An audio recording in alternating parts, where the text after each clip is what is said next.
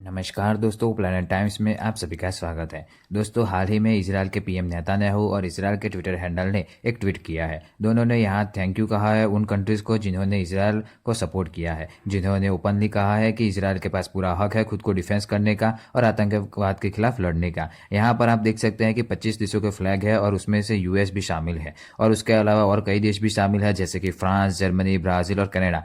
मगर सिर्फ यहाँ इंडिया का फ्लैग यहाँ पर फीचर नहीं हुआ है, जिसके कारण भारत में इजरायल के सपोर्टर काफी निराश हुए हैं। इसके ऊपर कई आर्टिकल भी छपे हैं। क्या इस वजह से हुआ है कि हमारे प्यारे भारत ने ऑफिशियली सपोर्ट नहीं किया है? क्या इसका असर भारत और इजरायल के डिप्लोमेटिक रिलेशंस में भी पड़ेगा? आइए जानता है भारत और इजरायल के डिप्लोमेटिक रिलेशनशिप के बारे में। भारत इजरायल संबंध के Republic of India and the state of Israel के बीच द्विपक्षीय आर्थिक, सैन्य और रणनीतिक संबंधों को संदर्भित करता है। इजरायल का प्रतिनिधित्व नई दिल्ली में एक एम्बेसी के माध्यम से किया जाता है और मुंबई और बेंगलुरु में भी एक एक वाणिज्य दूतावास होता है। भारत का प्रतिनिधित्व तिल अवीव में अपने एम्बेसी के माध्यम से किया जाता है। 2014 में प्रधानमंत्री नरेंद्र मोदी के चुनाव के साथ सैन्य भारत इजरायल सहयोग में नाटकीय रूप से वृद्धि हुई। मई 2014 और नवंबर 2014 में मोदी के चुनाव के बीच इजरायल ने भारत को $665 मिलियन मूल्य के इजरायली हथियारों और रक्षा वस्तुओं का एक्सपोर्ट किया। यह एक्सपोर्ट संख्या पिछले 3 वर्षों के दौरान संयुक्त रूप से भारत को किए गए कुल इजरायली एक्सपोर्ट से अधिक है। इजरायल के डिफेंस मिनिस्टर मोशे यालोन ने फरवरी 2015 में इजरायल के रक्षा मंत्री की पहली आधिकारिक भारत यात्रा की।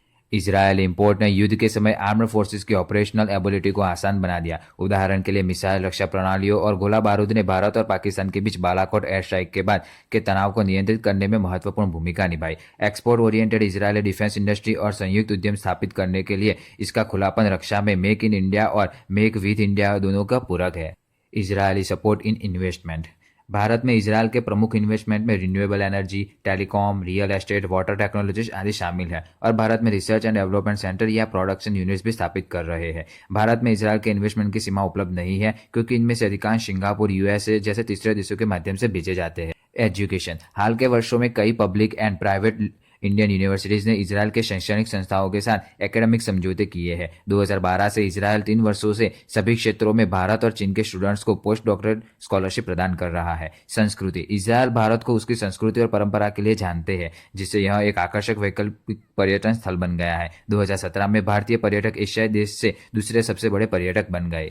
2011 में भारत के कल्चरल आर्टिस्ट और परफॉर्मर्स ने दोनों देशों के बीच डिप्लोमेटिक रिलेशंस के 20 वर्षों के उपलक्ष्य में 3 सप्ताह के उत्सव में भाग लिया। 2019 में सांस्कृतिक संबंधों को बढ़ावा देने के लिए एक बड़े पैमाने पर शिखर सम्मेलन का आयोजन किया गया था। एग्रीकल्चर। भारत द्वारा कृषि के क्षेत्र में सहयोग को प्राथमिकता दी जा रही है। कृषि में सहयोग के लिए कई Bharat Israel centre for excellence Haryana, Gujarat, Maharashtra, Rajasthan आदि राज्यों में स्थापित किए गए हैं। भारत को बागवानी, मशीनीकरण, संरक्षित खेती, बाग और चंदनवा प्रबंध में इजरायल के विशेषज्ञता और प्रौद्योगिकता से काफी लाभ हुआ है। विशेष रूप से हरियाणा और महाराष्ट्र में नर्सरी प्रबंधन, सूक्ष्म सिंचाई और फसल कटाई के बाद प्रबंधन। वर्तमान में भारत में इजरायली ड्रिप सिंचाई प्रौद्योगिकियां और उत्पादों का व्यापक रूप से उपयोग किया जाता है। आइए जानते हैं कि इजरायल पैलेस्टाइन मुद्दे पर भारत का क्या रुख रहा है। भारत ने बहुत लंबे समय से 2 राज्य समाधान का आह्वान किया था, जो एक स्वतंत्र पैलेस्टाइन राज्य की स्थापना का समर्थन करता है। हालांकि इजरायल पैलेस्टाइन संघर्ष पर भारत के रुख ने भारत और इजरायल के साथ बढ़ते डिप्लोमेटिक रिलेशंस में बाधा नहीं डाली है।